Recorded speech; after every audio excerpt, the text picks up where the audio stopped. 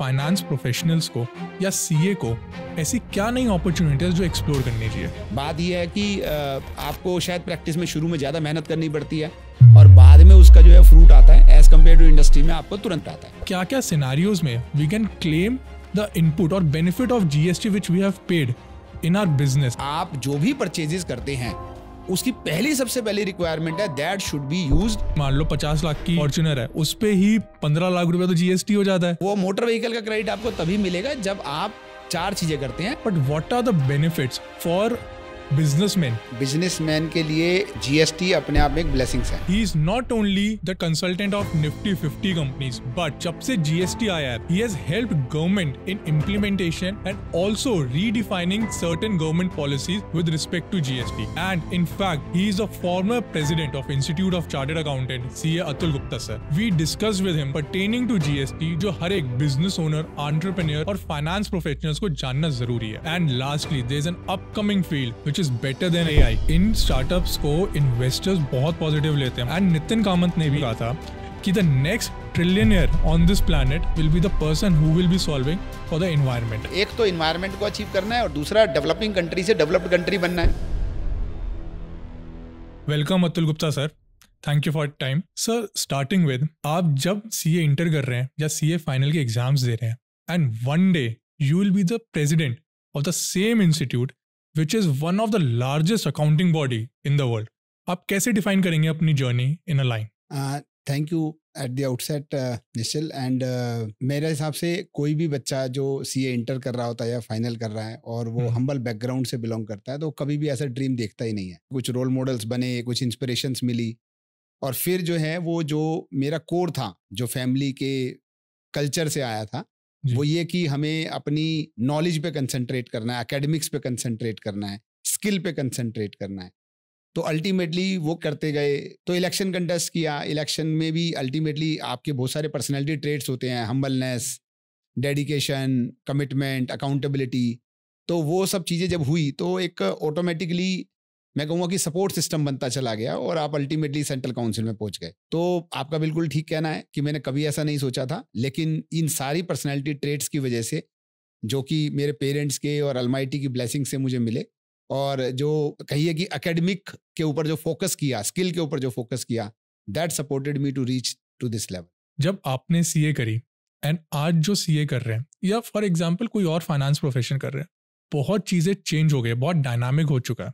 तब प्रोफेशन में ज़्यादातर लोग टैक्सेशन या ऑडिट में जाते थे एंड इनफैक्ट लोग प्रैक्टिस में भी जाते थे तब। बट आज की डेट में प्रैक्टिस में तो बहुत ही कम लोग जा रहे हैं, उसमें बहुत ज़्यादा चीज़ें बढ़ भी चुकी है और लोग कोई करना भी नहीं चाहता, इतना रेम्यूनरेटिव नहीं भी रहा। तो आपके अकॉर्डिंग फाइनेंस प्रोफेशनल्स को या सीए को ऐसी क्या नई अपॉर्चुनिटीज जो एक्सप्लोर करनी चाहिए? देखिए, मैं पहले तो आपकी बात को ये कहना चाहूँगा कि अगर हम बोले कि रेम्यूनरेटिव नहीं रहा तो मैं इस बात से सहमत नहीं हूँ। क्योंकि रादर क्या होता है कि जब आपके प्रोफेशन के अंदर लोग उस चीज़ को कम अडॉप्ट करते हैं तो होता है कि आपका एक मोनोपोलिस्टिक भी बन जाता है। तो मेरा ये कहना है कि जो भी लोग अपनी स्किल को शार्प करते रहते हैं, जो नई टेक्नोलॉजी को और नई मैं कहूँगा कि जो नई रिक्वायरमेंट्स हैं उनको अडाप्ट करते जा रहे हैं, तो उनकी आज रिक्वायरमेंट बहुत है, उनकी रिस्पेक्ट भी बहुत है, उनके लिए रेम्यूनरेटिव भी है। बात सिर्फ क्या होता है कि क्योंकि आज की तारीख में इंडस्ट्री के अंदर जो रिक्वायरमेंट्स हैं वो ज़्यादा होने की वजह से, एक टाइम था कि जब सैलरीज नहीं होती थी तो आज बच्चों को जो नए चार्टर्ड अकाउंटेंट बनते हैं उनको बहुत अच्छे अच्छे पैकेजेस मिल जाते हैं। तो दे फील की प्रैक्टिस में रहना है या मुझे जो है वो बेटर जो है वो प्रोस्पेक्ट्स जो हैं वो ग्लोबली मुझे इंडस्ट्री में मिल रहे हैं, तो वो इंडस्ट्री को चूज़ करता है। तो इट्स नॉट ए केस कि वो बुरा है इसलिए मुझे उधर जाना है, ये तो चूज़ करना है कि दो में से बेटर जहाँ पर मुझे इजी और मुझे जल्दी जो है वो तुरंत सक्सेस मिल जाती है। प्रैक्टिस में ऐसा नहीं है कि प्रैक्टिस में अपॉर्चुनिटीज़ नहीं है। बात यह है कि आपको शायद प्रैक्टिस में शुरू में ज़्यादा मेहनत करनी पड़ती है और बाद में उसका जो है फ्रूट आता है एज़ कम्पेयर टू इंडस्ट्री में आपको तुरंत फ्रूट आता है। बिल्कुल। अब बात करते हैं कि जो एरियाज़ की, तो मेरा ये कहना है कि जैसे हम ऑडिट की बात करें, टैक्सेशंस की बात करें, तो जिस तरीके से टेक्नोलॉजी अपने आप में डिसरप्टिव होती है, आर्टिफिशियल इंटेलिजेंस कहें या ब्लॉकचेन टेक्नोलॉजी कहें या मशीन लर्निंग कहें, इन सब की वजह से क्या हो रहा है कि जो हमारे रूटीन जो हमारी रिपीटेटिव जॉब्स हैं वो धीरे धीरे करके सिस्टम्स को आउटसोर्स हो रही हैं। बिल्कुल। तो इस वजह से क्या होगा कि आपका जो रूटीन ऑडिट है, या जैसे एग्जांपल की बात है, एक समय हुआ करता था कि हम ट्रायल बैलेंस में अगर 1 रुपए का डिफरेंस होता था तो हम मेहनत करते थे ढूंढने में, लेकिन आज ट्रायल बैलेंस होता क्या है नहीं पता, क्योंकि ERP या कोई भी अकाउंटिंग पैकेज है वो ऑटोमेटिकली आपको बैलेंस शीट, फाइनेंशियल स्टेटमेंट ही बना के देता है। तो अल्टीमेटली क्या हुआ कि जो रूटीन और रिपीटेटिव चीजें हैं वो धीरे धीरे करके सिस्टम को आउटसोर्स हो जाती हैं। तो मुझे अडाप्ट करना पड़ेगा कि इन टेक्नोलॉजी को यूज करके मैं अपने आप में क्या नई चीजें कर सकता हूं। तो आज मेरे पास डेटा की मुझे जरूरत नहीं है, मुझे डेटा ऑटोमेटिकली सिस्टम प्रोसेस कर रहा है, मुझे इंफॉर्मेशन मिल रही है।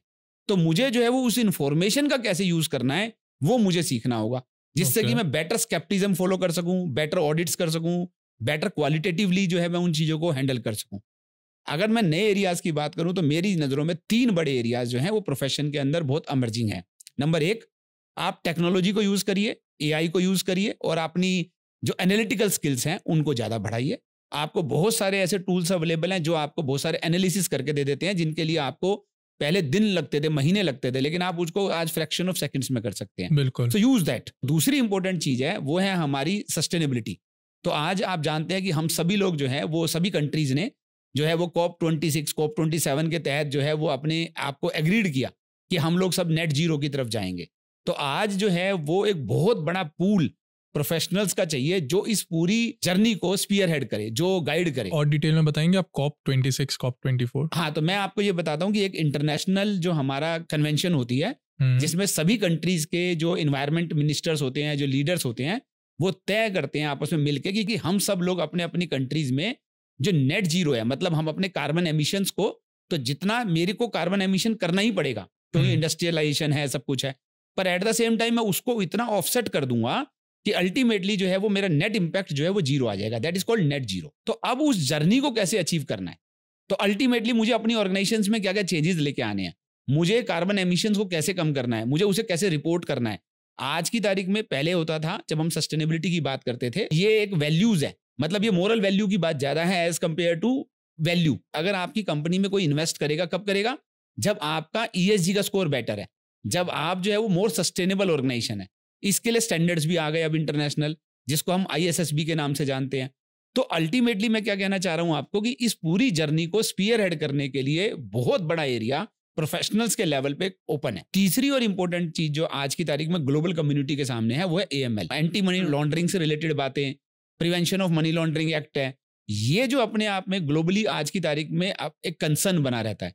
तो इस तरीके से इंटरनेशनल टैक्सेशन, इंटरनेशनल ट्रांजैक्शंस हैं, ये अपने आप में एक बड़ी अपॉर्चुनिटीज है जो हमारे प्रोफेशनल जो हैं वो आज की तारीख में अडॉप्ट कर सकते हैं। तो अगर मैं सम अप करूं तो आपका कहने का मतलब है new professionals should focus on 1 analytic skills, कि एनालिटिक स्किल्स को कैसे डेवलप करें, AML, anti money laundering and cross border transaction, कि international taxation and international compliances पे we can work around. What are the other professionals which we can follow other than CA? मतलब CA के अलावा और क्या degrees है जो हम कर सकते हैं अगर CA नहीं करना चाहते, या फिर हम CA के साथ साथ और क्या कर सकते हैं कि एक हमारे पास कवर अप भी हो प्लस एक वैल्यू एडिशन डिग्री भी हो। तो मेरा ये मानना है कि चार्टर्ड अकाउंटेंसी की जो क्वालिफिकेशन है वो अपने आप में अदरवाइज एक कंप्लीट एजुकेशन है जी, क्योंकि हमारे पास जो ट्रेनिंग होती है 2 साल की, 3 साल की, वो हमें बहुत ज़्यादा मैच्योर बनाती है, हमें स्किल देती है। हमारे अंदर जो है वो एक्चुअली मैं तो मैं बोलूँगा कि सोल है, वो तो पूरी आत्मा है वो अपने आप में, क्योंकि अल्टीमेटली जो है वो जब आप इंडस्ट्री रेडी होते हैं, जब आपके पास स्किल सेट अवेलेबल है तो यू कैन डू एनीथिंग। लेकिन फिर भी मैं ये कहूँगा कि इट डिपेंड्स, आपको जो एडिशनल क्वालिफिकेशन चाहिए वो डिपेंड करती है कि आप किस एरिया में काम करना चाहते हैं। तो अगर सपोज कीजिए कि आप टेक्नोलॉजी में काम करना चाहते हैं तो आपको कोई सिस्टम से रिलेटेड कोई क्वालिफिकेशन लेनी चाहिए। साइबर सिक्योरिटीज क्या हैं, आपको कैसे फ्रॉड से आप अपने आप को प्रोटेक्ट कर सकते हैं, या अल्टीमेटली जो AI को हम ज़्यादा बेटर कैसे यूज़ कर सकते हैं, LLM क्या है, वेक्टर डेटाबेस क्या है, अपने को जो है ये सारी की सारी चीज़ों को हमें समझने की जरूरत है।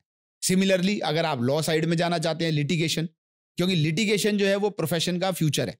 मेरा ये मानना है कि क्योंकि आज की तारीख में देखेंगे तो रिटर्न फाइलिंग करना is not a profession, litigation is a profession. तो लिटिगेशन में जाना चाहते हैं तो हो सकता है कि आप लॉ की डिग्री अपने आप में लें। तो ये डिपेंड करता है कि आपका जो है वो फोटे क्या बनाना चाहते हैं, और उसी हिसाब से अगर हमें लगता है कि हमें आइसिंग ऑन द केक, तो अगर आपको कोई एक एड ऑन क्वालिफिकेशन देने से आपकी स्किल शार्प होती है तो आप करिए। बट अदरवाइज बेसिकली आपको नहीं चाहिए। तो आपकी बात बिल्कुल सही है कि CA degree itself is a wholesome. हाँ, बट हाँ, अगर उसके साथ अगर हम लॉ भी कर सके and if we want to go into litigation, क्योंकि आने वाले टाइम पे I guess GST litigation plus income tax litigation is also becoming faceless, तो एक ये वैल्यू एडिशन है। Sir, what about global opportunities? आपको क्या लगता है, how can we ex global opportunities and what all global opportunities are there for CS? मैं ये कहूँगा कि जो मैंने टॉपिक आपके साथ डिस्कस किए 3, artificial intelligence, use of technology, more analytical tools, sustainability और AML, ये प्रैक्टिकली आप देखेंगे तो ये जीएसटी या इनकम टैक्स से ज्यादा ग्लोबल टॉपिक्स हैं। क्योंकि आज अगर आप जीएसटी पढ़ते हैं, इनकम टैक्स पढ़ते हैं, still you can offer your services at the local level. The local jurisdiction आपकी जो है वो आपका एरिया बन जाता है। लेकिन अगर मैं सस्टेनेबिलिटी की बात करूँगा तो उसकी जो लैंग्वेज है सस्टेनेबिलिटी की, जो डेफिनेशन है, जो मीनिंग है, जो इम्प्लीमेंटेशन है, वो ग्लोबल है। इंटरनेशनल सस्टेनेबिलिटी स्टैंडर्ड्स ग्लोबल है, नेट जीरो ग्लोबल है, कार्बन क्रेडिट ग्लोबल है। तो आपके लिए जो है वो ये सब्जेक्ट जो है ये, क्योंकि मैं इस बात को समझता हूँ कि आज हम एक ग्लोबल कम्युनिटी में रहते हैं, तो इसलिए ही मैंने आपको ये टॉपिक सजेस्ट किए कि these are the good topics for the professionals in the times to come. Sir, अभी जैसे हमने डिस्कस किया, CA is a brand, but अभी of late the passing percentage has increased a lot. For example, when we were doing a CA it was around 5 to 8%, and जब आप कर रहे थे तब तो मेरे ख्याल से और भी कम होता था, 2 से 4% रिजल्ट आता था, but now it is double digit %। तो क्या आपको लगता है कि इससे कहीं ना कहीं हमारी ब्रांड डाइल्यूट हो रहा है, या आपको लगता है कि इतने सीएस की नीड है ही, हम लोग कम सीएस आ रहे हैं? तो मैं ये कहूँगा निश्चित आपको कि ना तो डाइल्यूट हो रहा है जी, और ना ही रिजल्ट जो है वो जरूरत के हिसाब से बनाया जा रहा है। एक्चुअली में क्या था कि एक जमाना था कि जब हम आपको सपोर्ट सिस्टम अवेलेबल नहीं था, आपको उस तरीके से एग्जाम की रिवीजन करने के लिए या रिहर्स करने के लिए या एड जो थी आपको वो अवेलेबल नहीं हुआ करती थी। तो आज क्योंकि बहुत सारी एड आपके पास अवेलेबल होती है, तो आपकी जो प्रिपरेशंस होती है वो बेटर हो जाती है, और जब बेटर हो जाती है तो परफॉर्म अच्छा करते हैं। अब परफॉर्म अच्छा करेंगे तो चाहे वो कोई भी इंस्टीट्यूट हो, इंक्लूडिंग चार्टर्ड अकाउंटेंट, वो ये तो करेगा नहीं कि जी हमें जबरदस्ती कम बच्चे पास करने हैं या ज्यादा पास करने हैं तो रिजल्ट मार्क्स उस हिसाब से दिए जाएं। तो अगर कोई बच्चा परफॉर्म कर रहा है तो उसको मार्क्स तो मिलेंगे ही। तो it's not a case of कि कुछ रोका जा रहा है या किसी को बढ़ाया जा रहा है, ये उनकी परफॉर्मेंस है और उस परफॉर्मेंस के हिसाब से बच्चे परफॉर्म कर रहे हैं। जब हम सीए कर रहे थे और जब इतना कम रिजल्ट आता था तो ये रूमर था कि परसेंटेज कम होती है, ऐसा कुछ होता है? ये बिल्कुल कन्विक्शन के साथ बोल सकता हूँ मैं, क्योंकि वहां पर रहा हूँ, तो मैं और ज्यादा एक्सप्लेन तो नहीं कर सकता रिजल्ट सिस्टम को। लेकिन मैं आपको ये बता दूं कि आईसीआई ने पिछले 75 ईयर्स में कभी भी ऐसा नहीं किया कि किसी को मार्क्स को कम करने का जो प्रोसेस है वो कभी भी फॉलो नहीं हुआ है आज तक। इसके अलावा भी बहुत सारे स्टूडेंट्स हैं जो क्वालिफाई नहीं कर पाते, एंड सीए में सर ये कहते हैं एंट्री लेना ईजी है, एग्जिट बहुत मुश्किल है। तो इसका क्या सोल्यूशन है उन स्टूडेंट्स के लिए जो सीए इंटर ही कर पाते हैं या सीपीटी क्लियर करके रह जाते हैं, वो अपना फ्यूचर कैसे डेवलप करें? तो सबसे पहले तो मैं आपको ये बात बोलूंगा कि जो आपने एक बात बोली बड़ी इंपॉर्टेंट बात है, और ये हमारे लिए कंसर्न भी रहती है कि जब हम एंट्री इजी करें और एग्जिट डिफिकल्ट करें तो हमें इसको रिवर्स करना चाहिए। हमेशा आप देखेंगे कि एंट्री जो है वो, चाहे आप किसी भी कोर्स को उठा लीजिए, वहां पर एंट्री जो होती है वो डिफिकल्ट होती है, और उसके बाद जो है वो एग्जिट जो है वो कंपैरेटिवली इजी होता है। आप एमबीबीएस की बात कर लें, किसी की बात कर लें, परंतु एट द सेम टाइम आपको एक बात समझनी पड़ेगी कि हमारा कोर्स एक ओपन कोर्स है, ये मासिस के लिए है, ये क्लास के लिए नहीं है, ये मासिस के लिए है। तो इसलिए क्या है कि जब आप लाखों बच्चे एडमिशन ले रहे हैं, हमारी जैसी हम्बल बैकग्राउंड के बच्चे एडमिशन ले रहे हैं, तो आप अगर बहुत ज्यादा एंट्री रेस्ट्रिक्टेड करेंगे, लिमिटेड करेंगे, तो वो अपॉर्चुनिटीज नहीं मिल पाएगी एम्पावरमेंट की जो हमारे को मिली, क्योंकि ये इस तरह का एक सिस्टम था। अब बात जो है वो आपकी ये है कि जो बच्चे नहीं कर पाते किसी भी वजह से, उसके लिए आईसीआई ने भी अपने लेवल पे एक अकाउंटिंग टेक्नीशियन का सिस्टम शुरू किया हुआ है, जिसमें इंटर को एक स्पेसिफिक क्वालिफिकेशन मिल जाती है ताकि वो कहीं जॉब करना चाहे, उसके लिए अपने लेवल पे कैंपस प्लेसमेंट्स भी रहती है, हर तरह की फैसिलिटी रहती है। और एक जो इंपॉर्टेंट बात है, मैंने ऐसा देखा, क्योंकि मैं आपको एक प्रैक्टिकल एक्सपीरियंस बता रहा हूँ कि हमारे सामने क्वेश्चन आया कि हम सारे इंटर्स को कोई और कुछ हेल्प करें, तो हमने ये पाया कि जितने भी बच्चे ऐसे थे जो सीए इंटर करने के बाद जो है वो आगे नहीं बढ़े, तो वो कहीं ना कहीं पर, क्योंकि उनके पास वो रिक्विजिट स्किल सेट आ गया था, तो वो ऑलरेडी जो है वो कहीं ना कहीं पर प्लेस्ड ही हैं। मतलब वो अकाउंटेंट बन के ही इतना कमा रहे हैं, वो इतना ऑलरेडी काम कर रहे हैं कि उनको नीड नहीं बन रही पूरा सीए कंप्लीट करे। नहीं, मैं ये नहीं कहना चाह रहा, मैं आपको ये कहना चाह रहा हूँ वो डिस्ट्रेस में नहीं है, ओके मैं आपको ये कहना चाहता हूँ कि ऐसा नहीं है, नेचुरल है, हर एक का मन करेगा मैं सीए बन जाऊं, मुझे वो क्वालिफिकेशन मिले, वो रिकॉग्निशन मिले, तो आई एम नॉट सेइंग कि they are not bothered about. तो इनके भी कैंपस प्लेसमेंट होती है sir? Yes, so that facility is also available. दोबारा रिपीट करना चाहूंगा कि ऐसा नहीं मैं कहना चाहता कि वो they are not bothered.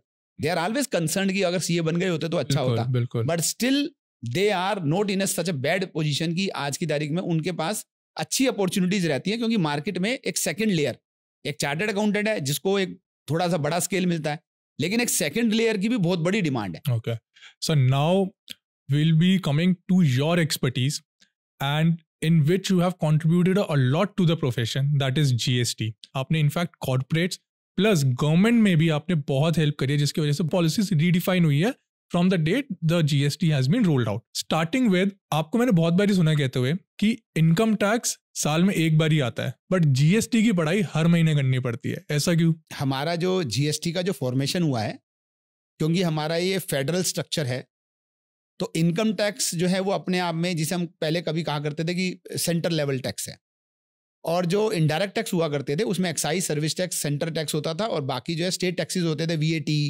ऑक्ट्रोए, purchase tax and so. तो जब ये GST आने की बात हुई, तो क्योंकि फेडरल स्ट्रक्चर है, हमें ये इंश्योर करना है कि स्टेट गवर्नमेंट को भी रिक्विजिट जो है वो कलेक्शन मिले और सेंट्रल गवर्नमेंट को भी मिले.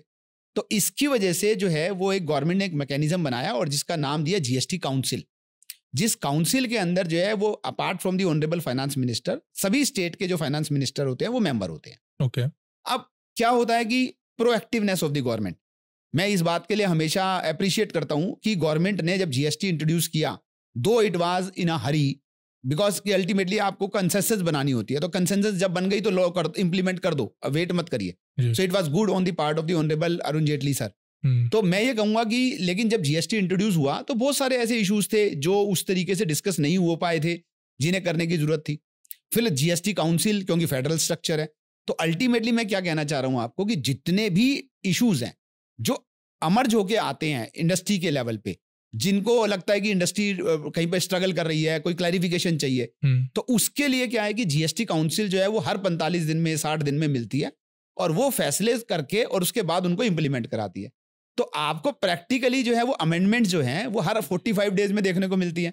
तो इसलिए मैं हमेशा बोलता हूं कि इनकम टैक्स का बजट साल में एक बार आता है, क्योंकि अमेंडमेंट साल में एक बार आती हैं, पर GST में अमेंडमेंट प्रोएक्टिवनेस की वजह से every 45th day, 60th day you will find the amendments. 3 latest amendment which you think every common man or every businessman should know. देखिए, मैं आपको उनको लेटेस्ट अमेंडमेंट तो नहीं कह पाऊंगा. उसका रीजन ये है कि जैसे लेटेस्ट अमेंडमेंट आई होटल इंडस्ट्री के लिए या ISD के लिए, वो कॉमन मैन से रिलेटेड अमेंडमेंट्स नहीं है, होते हुए भी नहीं है, क्योंकि मैं तो होटल चलाता नहीं हूं, तो होटल वाले के लिए 5% आया, 18% आया, तो मेरे को तो उससे कोई मतलब नहीं है. बिल्कुल. हाँ. तो इसलिए मैं ये कहूंगा कि 3 इंपॉर्टेंट चीजें जो हर एक व्यक्ति को पता होनी चाहिए GST के अंदर, कि जो इनपुट टैक्स क्रेडिट की जब मैं बात करता हूं, तो मेरे पास जो है वो इनपुट टैक्स क्रेडिट क्या है. इनपुट टैक्स क्रेडिट प्रैक्टिकली जो है वो मैं ये कहूंगा कि जिसे कहते हैं ना ब्लड इन दी बॉडी, तो वो है. क्योंकि अगर आपको इनपुट टैक्स क्रेडिट आता है तो आपको 50% GST आता है. क्यों? क्योंकि मैंने जो परचेजेस किया, 100 रुपए का परचेज किया, उस पर 18 रुपए टैक्स पे किया. अब अल्टीमेटली मैं वैल्यू एडिशन करके, क्योंकि ये वैल्यू एडिड टैक्स है ये GST, तो अगर मैंने इसी आइटम को 120 रुपए में बेचा, तो अल्टीमेटली मेरी आउटपुट लायबिलिटी है 18% के हिसाब से 21 रुपया 60 पैसा, 21 रुपीज 60 पैसा. लेकिन मुझे वो गवर्नमेंट को पे नहीं करने, मैंने आपसे वो कलेक्ट जरूर किए, लेकिन अल्टीमेटली क्योंकि मैंने 18 रुपया उस व्यक्ति को दिया था जिससे मैंने परचेज किया, तो मुझे माइनस करके, सेट ऑफ करके मुझे अल्टीमेटली 3 रुपए 60 पैसे जमा कराना है. अब ये 18 रुपए जो मुझे मिलेगा, इसके लिए बहुत सारी कंडीशंस हैं कि सप्लायर ने उसका टैक्स पे कर दिया नहीं कर दिया, आपके पास इनवॉइस अवेलेबल है या नहीं है, कहीं वो ऐसा तो नहीं है कोई ब्लॉक क्रेडिट है, आपने सप्लायर को पेमेंट विद इन 180 डेज कर दी या नहीं कर दी. ठीक है, तो आपको वो सारी कंडीशंस को ध्यान में रखना मेरे हिसाब से कॉमन मैन के लिए सबसे इंपॉर्टेंट फैक्टर है. क्योंकि अगर वो 18 रुपया गड़बड़ है, उस 18 रुपए पे कल को बात आ गई, तो एक तो गवर्नमेंट कहती है कि 18 रुपया दोबारे दो, आपने गलत क्रेडिट ले लिया, प्लस आपको 18% के हिसाब से इंटरेस्ट देना, तो अगर 5 साल बाद पता चला तो 36 रुपया हो गया. फिर उसके बाद पेनल्टी आपके ऊपर एप्लीकेबल है. So that becomes a very heavy burden on the person who is unaware. तो दूसरी इंपॉर्टेंट बात यह है कि जैसे ई-वे बिल है, तो मुझे ई-वे बिल जहां पर बनाना है, क्योंकि मैंने देखा कि काफी सारे लोग हैं जो ई-वे बिल से रिलेटेड काम करते हैं, जिनका सप्लाई है दूसरी स्टेट में या सेम स्टेट में. वो छोटी सी ई-वे बिल की गलती से कई बार क्या हुआ कि हमने पिन कोड गलत डाल दिया, आपने कोई इनवॉइस नंबर गलत डाल दिया या ट्रक नंबर गलत डाल दिया, तो वो पूरा का पूरा जो है वो सीज हो जाता है, बाद में उसके ऊपर पेनल्टी लग जाती है और वो उस स्टेट में लगती है जहां पर वो पकड़ा गया। वहां पर फिर वो एक प्रोविजनल रजिस्ट्रेशन हो जाता है। तो वो अपने आप में एक बहुत बड़ा, मुझे ऐसा लगता है कि जीएसटी के अंदर जो है वो लोगों को सीखने की या समझने की जरूरत है। और तीसरी चीज जो इंपॉर्टेंट है वो है हम प्रॉपर रिकॉर्ड्स मेंटेन करना। तो जैसे मान लीजिए आपके पास में 3 रजिस्टर्स को मैं बोलूंगा कि जीएसटी के अंदर जो हर एक व्यक्ति को मेंटेन करने चाहिए, वो छोटा व्यवसायी है या बड़ा व्यवसायी है, बिजनेसमैन है या एसएससी है। नंबर 1 स्टॉक रजिस्टर, अगर वो ट्रेडिंग या मैन्युफैक्चरिंग में है तो। नंबर 2 आईटीसी रजिस्टर, कि आपने जितना भी क्रेडिट आ रहा है आपको वो प्रॉपर आप डॉक्यूमेंटेड करते हैं।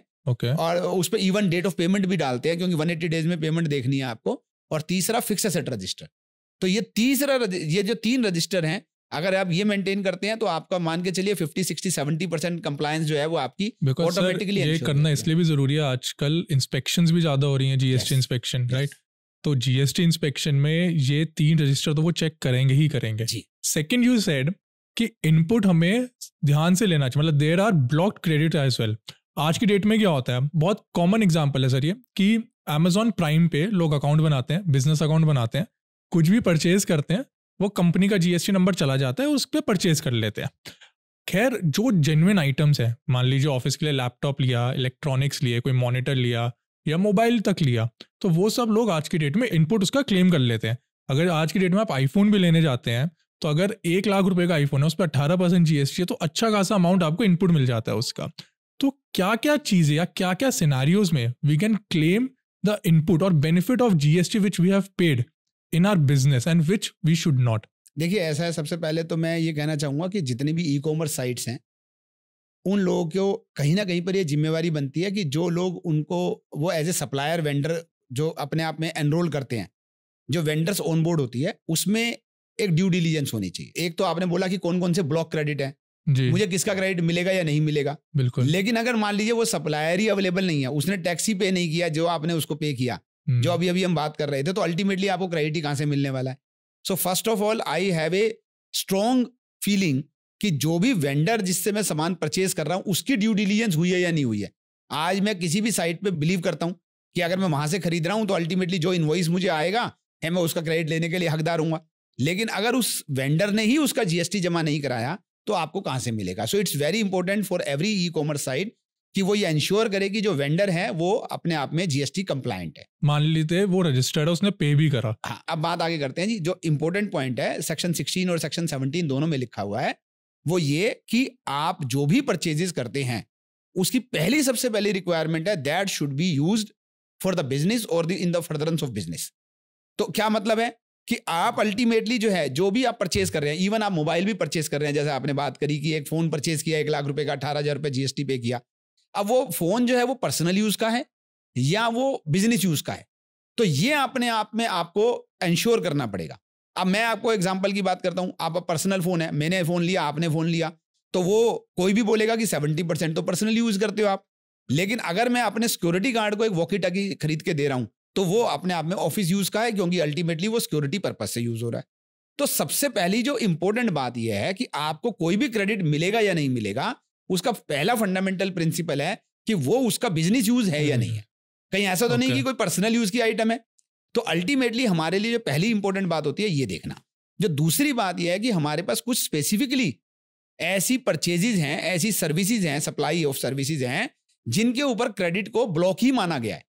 जैसे एग्जांपल, आप मोटर व्हीकल खरीदते हो, आप जो है वो रेंट ए कैब की सर्विस लेते हो, उसकी जो फूड एंड बेवरेजेस की सर्विस लेते हो, पर्सनल इंश्योरेंस की सर्विस लेते हो, आप वर्क्स कॉन्ट्रैक्ट से रिलेटेड आपने कोई बिल्डिंग खरीदी, ठीक है साहब, या आपने किसी को कॉन्ट्रैक्ट पे बिल्डिंग तैयार कराई, तो उसका क्रेडिट जो है वो स्पेसिफिकली ब्लॉक्ड है, जिसको हम सेक्शन 17 सबसेक्शन 5 में बोलते हैं कि आपको इनका क्रेडिट तो मिलेगा ही नहीं। It should be used in business, number 1। Second is आपकी ब्लॉक कैटेगरी में नहीं आना चाहिए, ब्लॉक्ड इनपुट नहीं होना चाहिए, क्योंकि बहुत चीजें हैं, जैसे कि मान लीजिए व्हीकल लिया, अब सर व्हीकल में मान लो 50 लाख की फॉर्च्यूनर है, उस पे ही 15 लाख रुपए तो जीएसटी हो जाता है, एंड वो सब लग्जरी आइटम में जाता है। मोटर व्हीकल का क्रेडिट आपको तभी मिलेगा जब आप 4 चीजें करते हैं। आप पैसेंजर ट्रांसपोर्ट सर्विस देते हैं, आप मोटर ड्राइविंग कॉलेज चला रहे हैं, आप जो है वो cell purchase of motor vehicle करते हैं, या आप गुड्स ट्रांसपोर्ट की सर्विस देते हैं। अदरवाइज आपको मोटर व्हीकल का क्रेडिट अवेलेबल नहीं होता है। अच्छा सर, कमिंग बैक टू, आपने बोला कि इनपुट का बहुत ध्यान रखना चाहिए कि किसका इनपुट आप ले रहे हैं, क्या इनपुट आप नहीं ले रहे हैं और किससे इनपुट ले रहे हैं। आपने बोनाफाइडली इनपुट लिया, बट क्या पता पिछले वाली पार्टी का बोनाफाइड है या नहीं है। मान के चलिए पिछले वाली पार्टी भी बोनाफाइड है, उसने मान लो 3 महीने से रिटर्न नहीं भरी ड्यू टू एनी रीजन, कोई एक्सपायर हो गया या किसी का बिजनेस बंद हो गया और वो रिटर्न नहीं भर पाया, तो उसके वजह से डिपार्टमेंट ने पूरी चेन को नोटिस दे दिया और सबको पकड़ा कि भैया आपने रिटर्न, आपने टैक्स क्यों नहीं जमा करवाया। तो उसका क्या सोल्यूशन है? सेक्शन 16 मुझे लेयर 1 के लिए वो रिस्पॉन्सिबल बनाता है। तो अगर मेरे पास प्रॉपर रिकॉर्ड अवेलेबल है, मेरे पास स्टॉक आया है, मेरे पास स्टॉक रजिस्टर अवेलेबल है, मेरे पास ईवे बिल की अवेलेबल है, मेरे पास टोल प्लाजा की अवेलेबल है, मेरे पास ट्रक का पूरी डिटेल्स अवेलेबल है, मैंने अल्टीमेटली उस गुड्स को प्रोसेस किया है, मैंने बैंकिंग चैनल से पेमेंट करी है, सो दैट प्रूव्स कि मेरी जो परचेज है वो बोनाफाइड ही है। अब उसके बाद अगर वो सप्लायर भी अवेलेबल है, so then there are the mechanisms available, there are the circulars issued by the government कि then in that case there will not be any liability on the ultimate buyers। आपने जिससे purchase किया, I am not responsible for the entire chain। Okay, supplier ने tax पे किया या नहीं किया वहां पर ये लिखा हुआ है। उन्होंने ये नहीं कहा कि सप्लायर ने टैक्स पे किया या नहीं किया। और सप्लायर अगर अवेलेबल है तो अल्टीमेटली जो है वो लॉ भी मुझे ये बोलता है, और इवन उन्होंने सर्कुलर्स भी निकाले में इस तरह के, कि अल्टीमेटली जो है वो I am not responsible for the L2 और L3 लेवल। आपको लगता है जैसे अभी ऑनरेबल फाइनेंस मिनिस्टर ने कहा था that we should rationalise the GST rates और हमें कम करनी चाहिए बिकॉज GST कलेक्शन के जो टारगेट्स है वो अचीव हो रहे हैं इजीली। तो आपको लगता है going forward in next 6 months और 1 year GST रेट रैशनलाइज होंगे और GST रेट कम होंगे कुछ चीजों में? देखिए मैं आपको बताता हूँ, GST में कंसेप्ट होता है RNR का, रेवेन्यू न्यूट्रलिटी रेट। ओके, तो जब हमारा GST लॉ भी बन रहा था तब भी जो रेट बनाए गए थे 5, 12, 18, 28 और जो भी सिन गुड्स के रेट बनाए गए थे जी, वो अल्टीमेटली आप टोटल करते हैं कि आपको आज से पहले कितनी कलेक्शन आ रही थी, आप जो है वो अल्टीमेटली ग्रोथ प्रोजेक्शन क्या करते हैं, और उन सबको मिला के अगर आप टोटल रेट लगाने लगे तो कौन से ऐसे रेट लगाएं जिससे कि आपको वही कलेक्शन मीट आउट हो जाए। तो अल्टीमेटली सपोज कीजिए लेट अस से आपने एक टारगेट किया कि मुझे 1,50,000 करोड़ का कलेक्शन आना चाहिए, तो आपने सारी आइटम्स लिखी सप्लाई ऑफ गुड्स और सप्लाई ऑफ सर्विस को, और उनको क्लासीफाई कर दिया कि किसको 5 में रखे, किसको 12 में रखे, क्योंकि वी आर अवेयर कि इनकी कंजम्पशन कितनी है जी। तो उस रेट की कैलकुलेशन को हम बोलते हैं रेवेन्यू न्यूट्रलिटी रेट। ओके, तो इतना रेवेन्यू आना ही चाहिए, इतना ही रेवेन्यू आना चाहिए, उसके हिसाब से रेट डिफाइन होते हैं। ठीक है। तो अब अल्टीमेटली क्या होगा, एक तो हुआ कि आपकी एसेंशियल गुड्स हैं जिनको हमने 0 पे भी करना है, फिर हमने कहा कि जो लो सोसाइटी वाले के लिए है कि जहां लो इनकम ग्रुप है तो उसके लिए 5% वाली आइटम करनी है, फिर उसके बाद आपका थोड़ा ऊपर जाते हैं तो 12, 18 और फिर जो लग्जरी हो जाती है तो उसमें 28 कर देते हैं। पर अल्टीमेटली जो फंडामेंटल प्रिंसिपल होता है वो होता है रेवेन्यू न्यूट्रलिटी रेट। ठीक है। तो अगर मैं कलेक्शन अब मेरी बढ़ने लगी है, मैं अपने टारगेट से ऊपर जा रहा हूं, तो I have always a scope of a reworking on the RNR। तो जब मैं RNR को दोबारा उठाऊंगा तो मुझे ऐसा लगेगा कि 12 वाले को अगर मैं 8 पे ले आऊं तो भी मुझे मेरा टारगेट तो अचीव हो ही जाएगा। So there will be always a scope for rate rationalisation. तो गवर्नमेंट जो है वो समय समय पे इसको रिव्यू करती है, RNR को रिव्यू करती है, कलेक्शंस को रिव्यू करती है और उसके हिसाब से जो है वो करेगी। तो मेरे को ऐसा लगता है कि अगर हम इसी तरीके से आगे बढ़ते रहे तो गवर्नमेंट हैज एम्पल स्कोप कि वो, मैं ये नहीं बोलूंगा कि आपको वो सिंगल रेट आ जाएगा, वो 1 मिनट के लिए हो सकता है कि हमारे मतलब RNR अगर अलाउड करता है, पर ऐसा भी तो हो सकता है कि 5 वाली आइटम के ऊपर भी 8 हो जाए तो फिर कोई ऑब्जेक्शन लगाएगा। तो इसलिए जो है वो हम सिंगल रेट की तो मैं बात नहीं करता, पर और ज्यादा ऐसा हो सकता है कि 18 वाली आइटम्स 12 में आए, 12 वाली 5 में आए, because you are achieving the RNR। जब सर्विस टैक्स से ट्रांजिशन भी हुआ था GST में, तो सर्विस टैक्स में 12% का स्टैंडर्ड रेट था इन सर्विसेज, कि कोई सर्विस प्रोवाइड कर रहे हैं तो 12% का स्टैंडर्ड रेट था, वो 12% से 18% हो गया इन GST, इसी रीजन से कि रेवेन्यू न्यूट्रलिटी। मैं ये कहूंगा कि आंसर ये नहीं था, ओके, RNR की वजह से नहीं था खाली निश्चित, उसके पीछे एक और रीजन था कि आप जब पहले 12 नहीं था 15 हो गया था अल्टीमेटली, 5 से शुरू हुआ था तो 15 तक चला गया था, 94 में 5 था, तो अल्टीमेटली 15 पे जब हमने छोड़ा तो 15 था। लेकिन उस 15 का भी 18 क्यों हुआ, क्योंकि पहले आपको बहुत सारी ऐसी परचेजेस थी जिनका आपको क्रेडिट नहीं मिलता था, तो क्रॉस सेक्टोरल क्रेडिट आपको अवेलेबल नहीं होता था। तो आप मान लीजिए पानी की बोतल ही खरीद रहे हैं और इस पानी की बोतल पे VAT पे करते थे तो आपको इसका क्रेडिट नहीं मिलता था। आप कंप्यूटर परचेज करते थे, VAT का क्रेडिट नहीं मिलता था, एक्साइज का क्रेडिट नहीं मिलता था। आपने जो है वो ऑफिस के लिए फोटोकॉपियर खरीदा, क्रेडिट नहीं मिलता था। लेकिन अब आपको क्योंकि क्रॉस सेक्टोरल क्रेडिट अवेलेबल है तो इसलिए दोबारा RNR निकाला और दोबारा ये देखा कि अगर मैं 18 लगा रहा हूं तो भी मैं अल्टीमेटली जो है 15 या 15 से कम ही टैक्स दे रहा हूं।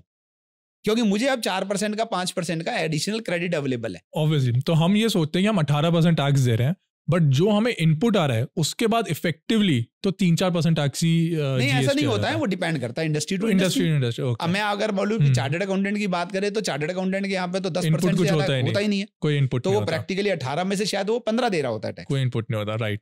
तो ये तो डिपेंड करता है। Okay, there has been a lot of AI in the department in government of India, मतलब easily they can trail, they have all your trails कि आपने कहाँ ट्रैवल करे, वेयर आर यू स्पेंडिंग, आपने क्या परचेज करा up to a certain limit. Do you think that this data which government have, it is being shared among departments, and is it good or bad as far as the tax payer is concerned? देखिए, ultimately मेरा ये कहना है कि अगर एक tax payer ने कोई एक्सपेंसेस किया है और आप अगर एक बोनाफाइडी एक जेन्युइन टैक्स पेयर हैं, तो आपको तो कोई डरने की बात ही नहीं है, क्योंकि आपकी अल्टीमेटली सारी ट्रांजेक्शन जो है वो रिपोर्टेड हैं, आपका सारा इनकम जो है वो डिक्लेयर्ड है, तो एक्सपेंसेस डिक्लेयर्ड है, तो अल्टीमेटली किसी भी तरह की वो बात ही नहीं है। मेरा सिर्फ ये कहना है कि जो हम डेटा की अवेलेबिलिटी है, जो APIs के थ्रू हम लोग जो है वो विद इन द डिपार्टमेंट्स आपस में भी जो है वो लोग एक्सचेंज करते हैं, अल्टीमेटली एसिमुलेट होती है, शेयरिंग होती है डेटा की। Yes, certainly it is there. तो इनकम टैक्स वाली जो 26 एयर्स है उसमें GST का डेटा आ रहा है, तो अल्टीमेटली जो है वो शेयरिंग भी होती है, एसिमुलेट भी होती है, देन फिर डेटा माइनिंग भी होती है, उसके बेसिस पे रिपोर्ट भी निकलती है। इवन GST में एक डिपार्टमेंट है DG आर्म करके, जो पूरा का पूरा ये एनालिसिस करता रहता है पूरे टाइम पे कि कौन आदमी किस तरीके का बिहेवियर क्या है, टैक्स पेमेंट बिहेवियर क्या है, तो ये सब कुछ होता है।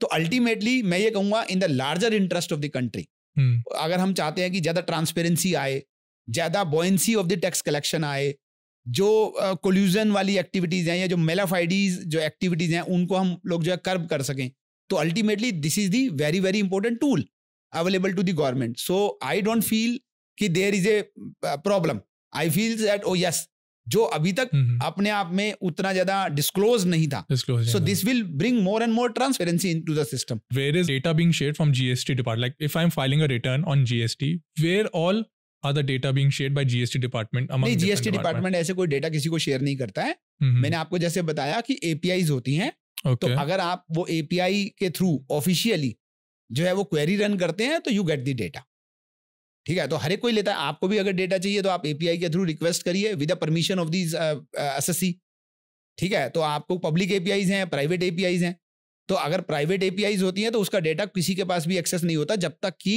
SSC उसकी परमिशन ना दे, ठीक है साहब। तो उसलिए वो जो है वो डेटा आपस में जब भी एक्सचेंज होगा विद द परमिशन हो। बट रीसेंट केसेस बहुत आए हैं wherein GST notice has been received and same case में इनकम टैक्स नोटिस भी रिसीव हो रहे हैं। So that is something different because there was a DGGI investigation, there was certain demands, certain transactions which are not reported in the GST catch hold by the GST department. So similarly there was a issue, for example आपने purchase किया और आपने 1 करोड़ का purchase किया और उस पर 18 लाख रुपए GST भी आपने क्लेम किया as a ITC। Later on ये बात पता चलती है कि 1 करोड़ की परचेज एक्चुअली हुई नहीं है। सो इनकम टैक्स बोलता है कि फिर ये एक्सपेंस भी कैसे हुआ। वो वहां से लीड जनरेट होती है कि अगर आपकी परचेज ही अपने आप में सब्जेक्ट टू है, एलिगेशन है आपकी ये परचेज जेन्युइन है या नहीं है, then the other department will also come, oh why the expenses are there. Yes, got it. And sir what about ED में भी has been included in this data this sharing? is everywhere. So ये तो हुई department is using AI. How can we as professionals and business owners use AI in streamlining our GST compliances and everything return filing, and so that we don't face any circumstances or any consequences with respect to non-compliances? तो मैं आपको ये बोलूँगा कि जैसे आज की तारीख में डिपार्टमेंट यूज कर रहा है, even there are the private tools available, जहाँ पर आपको इवन हम लोगों ने एक टूल इस तरह का बनाया जिसमें जो है वो आप लोग जो है वो अपने on a click of mouse with in few seconds, अगर आज आप GST का ऑडिट करना चाहते हैं किसी भी SSC का, या इवन अपने किसी सप्लायर का जिससे आप सप्लाई खरीद रहे हैं, या किसी बोरोवर का जिसको आप लोन देने वाले हैं, या आपको किसी को लोन दिया हुआ है तो उसका रिन्यूअल के टाइम पे, या आप रेगुलर ड्यू डिलीजेंस के पर्पस से, कोई मर्जर एक्विजिशंस होने वाला है, कोई आप किसी स्टार्टअप में फंड लगाने वाले हैं, तो आपके पास इस तरह के टूल अवेलेबल है कि जो ऑडिट आप अदरवाइज 1 महीने में करते, जो कि अपने आप में एक रूटीन जॉब है, आप उसको आज की तारीख में लेस देन 2 मिनट्स में कर सकते हैं। सर थोड़ा बताएंगे उस टूल के बारे में, क्या क्या डिटेल्स हमें मिल जाती है तो आपको जो है वो कंप्लीट एनालिसिस, भाई आपके पास जीएसटी का सारा डेटा आ गया, जीएसटीआर 1, 3B, 9 का, तो अल्टीमेटली क्या है, आपको ये पता है कि वो कौन कौन से HSN में डील करता है। मेरे पास कैसे आया जीएसटी का डेटा? जीएसटी का डेटा आपको मिलेगा जिस व्यक्ति को आप स्क्रब कर रहे हैं, उसकी परमिशन से। ओके। तो उसने जीएसटीएन में जो डेटा सबमिट किया, now the APIs are there, and उसकी वो परमिशन अगर देता है तो वो डेटा आपको वो एक्सेस करने का राइट देता है। अब मान लीजिए वो बैंकर है, तो वो बैंकर जो है वो उस टूल को यूज करना चाहता है, तो बैंकर के पास एक बोरोवर आया। अब बोरोवर को एक तो हुआ कि बोरोवर अपनी 12 महीने की रिटर्न लेके आ रहा है, आप उसको बैठ के टोटल कर रहे हैं, आप देख रहे हैं कि कौन सी प्रोडक्ट में डील करता है, या आपको बोरोवर को आपने बोला कि आप जो है वो मैं आपको एक लिंक भेजता हूं, आप उसमें अपना ओटीपी डालिए so that I will get the permission to fetch your data. Okay. The moment you will fetch the data and process, तो आपको वो सारा का सारा एनालिसिस आपको 2 मिनट में मिल जाता है। क्या क्या एनालिसिस मिलेगा? जैसे एग्जांपल की बात है, 3 साल का टर्नओवर का ट्रेंड क्या है, परचेज सेल क्या है, परचेज सेल के ब्रेकअप्स क्या हैं, आपने किससे सेल किया, किससे परचेज किया, आपने किसी ऐसे व्यक्ति से परचेज किया हुआ है जिसका रजिस्ट्रेशन सस्पेंडेड है, तो आपकी लायबिलिटीज कितनी है, आपको कितना क्रेडिट मिलना चाहिए था, आपने कितना क्रेडिट ले लिया, आपकी HSN वाइज सेल समरी क्या है, तो आपकी कंप्लायंस का लेवल क्या है, आपने रिटर्न टाइम पे भरी है या नहीं भरी है। So everything will be available on a click of mouse. Okay. तो आप जो है वो ये टूल्स, तो आपने मुझसे पूछा कि बिजनेसमैन एआई को कैसे यूज कर सकता है, प्रोफेशनल्स एआई को कैसे यूज कर सकते हैं।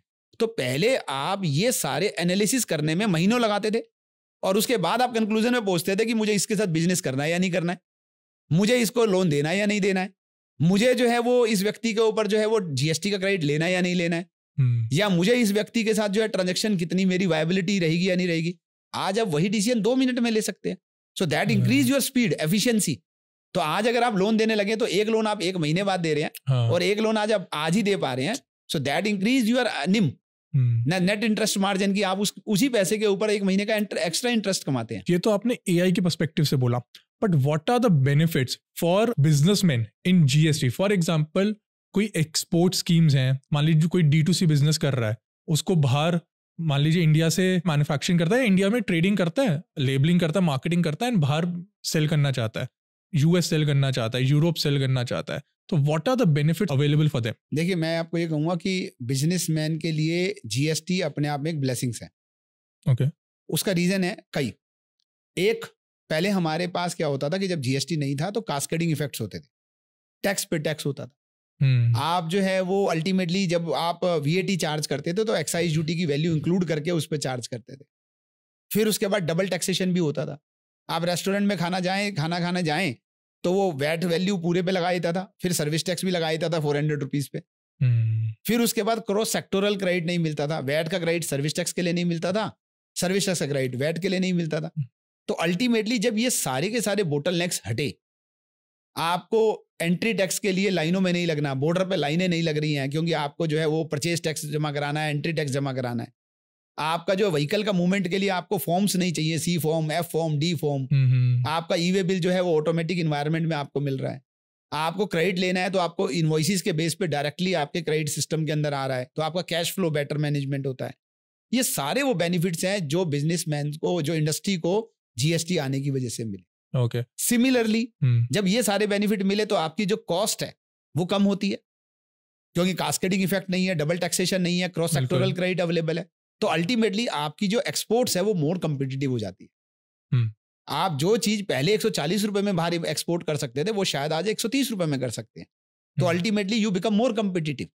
तो अल्टीमेटली जो है मैं ये कहूंगा कि बिजनेसमैन को तो हर पर्सपेक्टिव से ही बेनिफिट हुआ, प्लस जीएसटी आने की no GST on exports I suppose. वो तो पहले भी ऐसे ही था। ओके। तो ऐसा नहीं है कि वो अब हुआ है, लेकिन बात ये है कि आपको प्रोसीजरल बेनिफिट्स मिल गए, टैक्सेस आपकी कॉस्ट में सबस्यूम हो जाते थे, वो आपके खत्म हो गए। Now coming to the most interesting topic जो मेरे को आपसे जानना है, जिसके बारे में I guess this is going to be bigger than AI. And Nithin Kamath ने भी एक पॉडकास्ट में कहा था कि the next trillionaire on this planet will be the person who will be solving for the environment, and it is about ESG sir, environment social governance. And sir I guess you have an NGO which is dedicatedly working on this.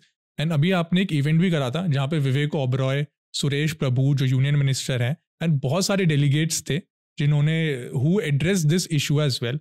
तो what is ESG and if you can tell की what impact are we passing on to the society through this? देखिए, मैं आपको बताऊंगा कि ESG को अगर हम दूसरे शब्दों में बोलें तो ESG का मतलब है सस्टेनेबिलिटी। ओके।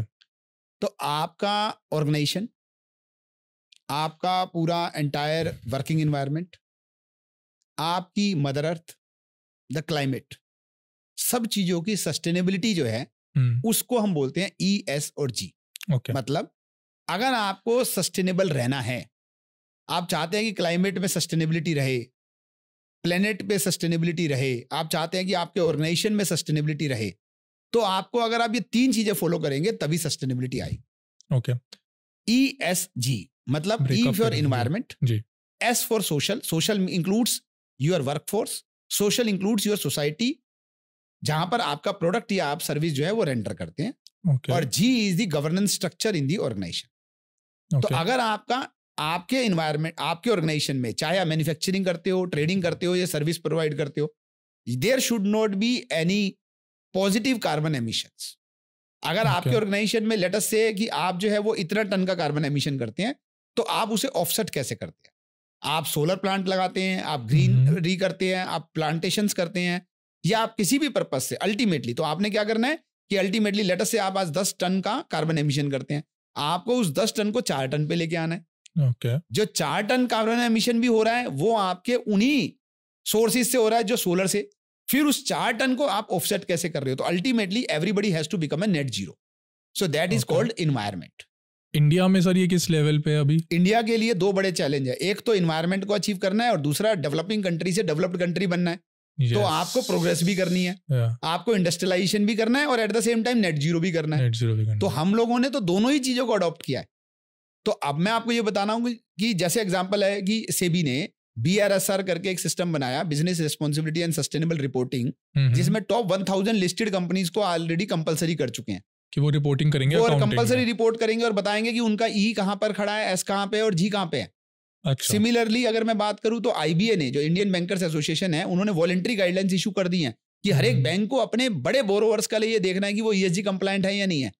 ओके, तो इसके स्टैंडर्ड्स कौन से हैं? तो मैं आपको बताता हूं। तो उसमें क्या है कि अल्टीमेटली अगर हम बात करें तो इंडिया में भी बहुत सारा रिपोर्टिंग मैकेनिज्म जो है वो ऑलरेडी इन प्लेस हो चुका है। ओके। क्योंकि MSMEs या SMEs के पास उतने फंड नहीं है कि वो अचानक से जो है वो E को अपने आप में अडॉप्ट कर लें, इसलिए जो है वो अचानक से सबके ऊपर नहीं लगाया जाएगा, धीरे धीरे उनको जो है वो सपोर्ट दिया जाएगा। आज जैसे सोलर की सब्सिडीज दी जा रही हैं, वो क्यों दी जा रही हैं? वो अल्टीमेटली इसी बात के लिए कि हम लोग जो है वो धीरे धीरे ये चाहते हैं कि जितना भी मेरा इलेक्ट्रिसिटी जनरेशन कंट्री में हो, उसका एक बड़ा परसेंटेज जो है वो रिन्यूएबल एनर्जी सोर्सेज से हो, जो हम पहले बहुत कम था, आज हमारा काफी अचीव हो चुका है, क्योंकि सब्सिडीज दी जा रही हैं, सपोर्ट दी जा रही है, अल्टीमेटली उनको जो है वो आपको बेनिफिट्स दिए जा रहे हैं उस तरह के प्लांट लगाने के लिए, सब चीजों के लिए। तो दैट इज कॉल्ड E। फिर उसके बाद हम बात करते हैं S जो होता है वो होता है कि मेरी जो वर्क फोर्स है, जो मेरा जेंडर डेमोग्राफिक प्रोफाइल है, वो अल्टीमेटली कितनी सस्टेनेबल है। मैं उनको किस तरीके से ट्रेंड कर रहा हूं, मैं पोस्ट रिटायरमेंट उनको क्या बेनिफिट्स दे रहा हूं, मेरे यहाँ वर्क इन्वायरमेंट क्या है, मेरे उनके राइट्स क्या हैं, जिम्मे रिस्पॉन्सिबिलिटीज क्या हैं, एक्सीडेंट्स को कैसे मैनेज किया जा रहा है, अल्टीमेटली सोसाइटी के अंदर जो मेरी प्रोडक्ट है उसको कैसे रिसाइकल किया जा सकता है, and then the last is the G कि मेरा गवर्नेंस स्ट्रक्चर क्या है, मेरे यहाँ पे इंडिपेंडेंट डायरेक्टर्स कैसे हैं, मेरे यहाँ पे वीमेंस रिप्रेजेंटेशन है या नहीं है, मेरे यहाँ पर जो है वो अल्टीमेटली एक कमेटी है या नहीं है जो ESG को मॉनिटर करेगी या नहीं करेगी। अब ये जो आपने क्वेश्चन पूछा, ESG is equal into sustainability, अब इसको रिपोर्ट करना है। अब रिपोर्ट करने के लिए प्रॉब्लम क्या थी कि ये जो है E की बात अगर मैं करूं तो E जो है वो क्वालिटेटिव इंफॉर्मेशन है कि आपने कहा कि 10 टन मैंने एमिशन किया या 8 टन एमिशन किया, आप इसे क्वांटिटेटिवली कैसे डिस्क्लोज करेंगे? ऐसे ही S को कैसे डिस्क्लोज करेंगे क्वांटिटेटिव में? बिल्कुल, हाँ। या G को? तो अल्टीमेटली जो था वो ग्लोबली क्या होता था कि प्रॉब्लम होती थी कंपेरेबिलिटी की, कि आपका डेटा, एक कंट्री का डेटा या एक बैलेंस शीट का जो फाइनेंशियल स्टेटमेंट का डेटा दूसरी फाइनेंशियल स्टेटमेंट से कैसे अपने आप पॉलिसी तो बना सकते हैं, बट नंबर्स में कैसे रिप्रेजेंट करें, कंपेयर करने के लिए इस कंपनी ने इतना करा, इस कंपनी ने इतना, या इस कंट्री ने इतना करा, इस कंट्री ने इतना। यस, तो उसके लिए जो है वो एक ग्लोबल बॉडी बनी जिसका नाम है इंटरनेशनल सस्टेनेबिलिटी स्टैंडर्ड बोर्ड। उन्होंने जो है वो ऑलरेडी जो है वो इसके ऊपर स्टैंडर्ड बना के रिलीज करने शुरू कर दिए और कुछ स्टैंडर्ड ऑलरेडी इंप्लीमेंट भी किए जा चुके हैं। ओके। जिनका पर्पस है कि वो लोग जो है वो आपको गाइडलाइंस देते हैं कि आपको अपने फाइनेंशियल स्टेटमेंट में क्वांटिटेटिव जो फाइनेंशियल डेटा तो आप दे ही रहे हो, मेरी इतनी टर्नओवर है। हाँ। आपने बोला मेरे 10 होटल हैं, 10 होटल की मेरी इतनी टर्नओवर है। बिल्कुल। पर 10 होटल में से कौन से 2 होटल ऐसे हैं जो वाटर स्कैर्स एरिया में है या जो हिल्स में है जहां पर लैंडस्लाइड्स हो रही है और उनमें अगले 5 साल में आपकी रेवेन्यू आएगी या नहीं आएगी, आपका ऑर्गेनाइजेशन सस्टेनेबल होगा या नहीं होगा, that you have to report. You have to analyse the cash flow कि अगर ये 2 होटल बंद हो जाते हैं तो मेरे ऊपर कितना कैश फ्लो का इंपैक्ट पड़ेगा। जो ये मैं बैलेंस शीट में दिखा रहा हूं, फाइनेंशियल स्टेटमेंट में दिखा रहा हूं, इसके बेसिस पे डिसीजन मेकर, इन्वेस्टर कोई डिसीजन लेना है मैं इन्वेस्ट करूं या नहीं करूं, क्योंकि आपका ऑर्गेनाइजेशन तो सस्टेनेबल ही नहीं है, मैं आप में इन्वेस्ट क्यों करूं। फिर आपको दिखाना है कि मेरी मिटिगेशन स्ट्रेटेजी क्या है। मैं अगली अल्टीमेटली वो 2 होटल बंद भी हो जाएंगे तो मैं 2 नए होटल बना रहा हूं ताकि जो है वो मेरा कैश फ्लो मेंटेन रहे। So this is called the sustainability reporting, जिसको हम कहते हैं sustainability related risk and opportunities, SRRO। Society at large should disclose their sustainability related aspect into their financial statement using these standards. That is called IFRS S1 and S2. And अगर इसमें मान लीजिए someone wants to make a career out of it, how can he make a career out of it? So इन सब करना है. If you are a IFRS S1 S2 expert, you will be able to help the preparing the financial statements. आप जो है वो carbon credits में deal करते हैं तो carbon credits are getting sold in the market. If you have excess carbon credit, you can sell to the market. India में हो रहे हैं सर ये? बिल्कुल होते हैं। अच्छा, आप जो है वो इनकी एक्रेडिटेशन एजेंसीज हैं, आपको वो सर्टिफिकेट देती हैं, आप उनको एक्सचेंज में लिस्ट कराते हैं, वहां से कोई भी ग्लोबल कम्युनिटी उसको खरीद सकती है। उसके बाद जो है वो आप अवेयरनेस कर सकते हैं, कैपेसिटी बिल्डिंग पे काम कर सकते हैं, आप जो है वो उनकी पॉलिसीज चेंज कर सकते हैं। इवन फॉर BRSR, जब हम business reporting and sustainability reporting की बात करते हैं, करीबन 40 डिफरेंट एक्ट्स को पढ़ के आपको अपनी पॉलिसीज बनानी है, जो करीबन 20 से 25 नई पॉलिसीज बनाने की जरूरत है, बहुत सारे डिस्क्लोजर्स करने की जरूरत है, बहुत सारी वेबसाइटों पे इंफॉर्मेशन डालने की जरूरत है ताकि सोसाइटी को पता चले, और फिर उसके बाद कंप्लायंसेस करने की जरूरत है। So there are lot of things which we can do. Job openings होती हैं sir? Yes, there are lot of job opportunities available. One of the large organisation of a consulting organization recently decided that they will employ more than 1 lakh professionals for this particular sector. Where in India or globally? Globally. Apart from the advisory services, even बहुत सारा startup के अंदर बहुत सारा scope है। Okay. हाँ, तो अगर आप जो है वो कुछ ऐसे स्टार्टअप्स में इनोवेट करते हैं जहां पर जो सस्टेनेबिलिटी को प्रमोट करते हैं। लेट अस से मैं आपको एग्जांपल की बात बताता हूँ कि बहुत सारा प्लास्टिक्स होता है, या जो सी के अंदर बहुत सारा जो है वो वेस्ट होता है। आप उस वेस्ट को प्रोसेस करने के लिए करते हैं, तो आप एक तरफ से तो सी के वेस्ट को कम कर रहे हैं, बिल्कुल, प्लास्टिक को खत्म कर रहे हैं। अभी जो है वो इवन आप लोगों ने देखा कि बिजली जो है वो हम लोग गार्बेज से बिजली बना रहे हैं। सो एक तरफ तो गार्बेज कम हो रहा है, दूसरी तरफ से आप इलेक्ट्रिसिटी प्रोड्यूस कर रहे हैं। प्लस इन स्टार्टअप्स को इन्वेस्टर्स बहुत पॉजिटिव लेते हैं, मतलब दे प्रेफर सस्टेनेबल इन्वेस्टिंग। आजकल एक नया कॉन्सेप्ट आ गया था सस्टेनेबल इन्वेस्टिंग, जैसे डीप टेक है, AI वाले, मशीन लर्निंग वाले, उनमें पैसा ज्यादा इन्वेस्ट होता है। इसी तरीके से अब एक जो नया ट्रेंड है और जो आ रहा है कि अगर आपका ऑर्गेनाइजेशन सस्टेनेबिलिटी को प्रमोट करता है, आपकी प्रोडक्ट ऐसी है कोई जो सस्टेनेबिलिटी से रिलेटेड काम करती है, then you are in a better position. Say for example, जो आज हम बैटरी ऑपरेटेड EV व्हीकल्स की बात करें, तो EV vehicles everybody is investing in the organisation who are promoting the EV vehicles. So one message if you want to give to the young professionals, what will it be? सबसे important बात है, it is not the aptitude but the attitude that determines our altitude.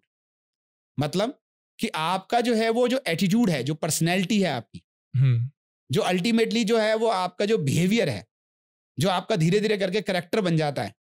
मतलब आपका जो personality है कि आप एक बहुत अकाउंटेबल, रिस्पॉन्सिबल, जो आप जो है वो एक बहुत मैच्योर पर्सन है, जो जिसको बात करने से ये लगे कि आप सामने वाले के शू में एंटर करके बात समझ पा रहे हैं, तो वो अपने आप में एक बहुत बड़ी सक्सेस का एक बहुत बड़ा रीजन बनता है। Okay, so don't take the pressure, but you should be accountable person. सामने वाले को लगना चाहिए कि जब आपसे बात कर रहा है बॉस, सामने वाला अपनी बात को समझ रहा है। तो जैसे ही आपने ये मैसेज दिया, कम्युनिकेट किया, सामने वाला आपको हर हालत में आपको रिस्पेक्ट करेगा, आपको रिकॉग्नाइज करेगा।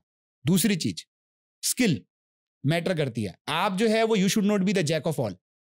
आप सोचे कि मैं सब कुछ करूंगा। अभी मैंने आपको 3 टॉपिक बताए, तो निश्चिल जी जाके शुरू हो जाए शाम को कि जी मैं AI पे भी करूंगा, सस्टेनेबिलिटी पे भी करूंगा, और मैं AML पे भी काम करूंगा, तो अल्टीमेटली कुछ नहीं होगा। So you have to become a master of one. तीसरी चीज, इंपॉर्टेंट चीज है कि आपकी पर्सनैलिटी जो होनी चाहिए वो चुंबक होनी चाहिए, मैग्नेट। कि आप जो है वो अगर जो है वो किसी से भी बात करें, तो आपकी पर्सनैलिटी के अंदर जो ट्रेट्स हैं आप एक विजनरी हैं, आप देख पाते हैं कि फ्यूचर कैसा होगा, आप हम्बल हैं, आप जितने भी बड़े बन जाएं आपकी हम्बलनेस होनी चाहिए कि आप जो है वो डाउन टू अर्थ हैं, आप हर एक को रिस्पेक्ट करते हैं, क्योंकि जितनी आप रिस्पेक्ट करेंगे उतना ही आपको सामने वाला नॉलेज देके जाएगा, एज कंपेयर टू कि आप एरोगेंट हैं। आप जो है वो अपने आप में, जैसे मैंने आपको बोला कि ऐसे व्यक्ति होने चाहिए कि सामने वाले को एम्पैथी, कि सामने वाले को लगे ये मेरा भाई है, ये मेरा दोस्त है, सामने वाले को ऐसा लगना चाहिए। तो आपके अंदर जो है वो रिस्पेक्ट होनी चाहिए औरों के लिए। Great sir, great thought, and with this thought sir I would like to conclude this podcast. Thank you, sir. Thank you for your time. My pleasure.